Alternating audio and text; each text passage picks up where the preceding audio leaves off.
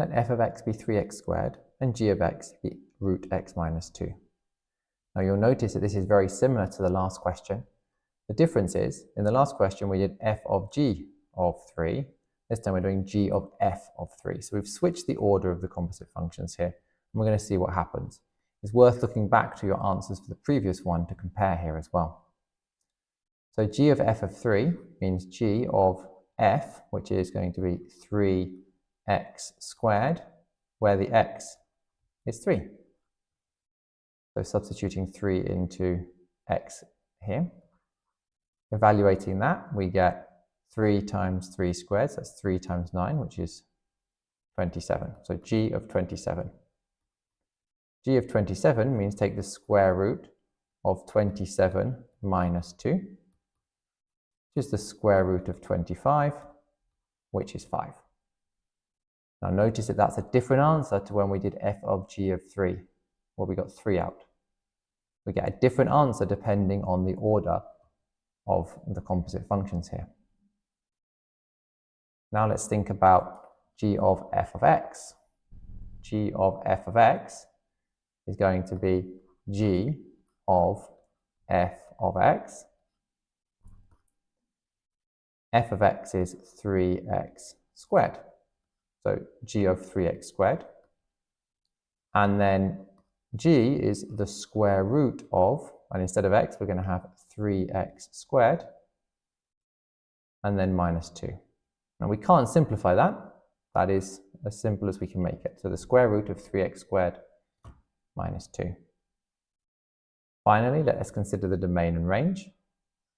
We have to think about what's happening here. First of all, function f is happening.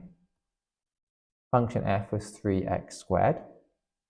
What can we put into 3x squared? Well, we can put any real number into 3x squared. What can we get out of 3x squared? Anything bigger than or equal to 0. That was f. Now g. G was the square root of x minus 2. What can we put into g?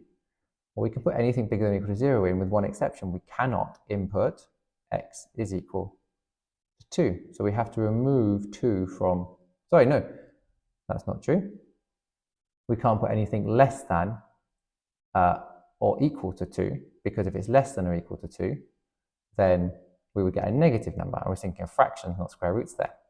It's square roots, so it can't be negative inside the square root. We can't have anything less than or equal to 2, so it has to be greater than or equal to 2. Well, greater than or equal to 2 means that it's definitely greater than or equal to 0.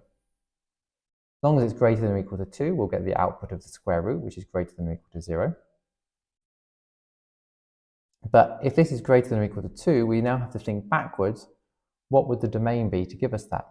So that means we need 3x squared to be greater than or equal to 2.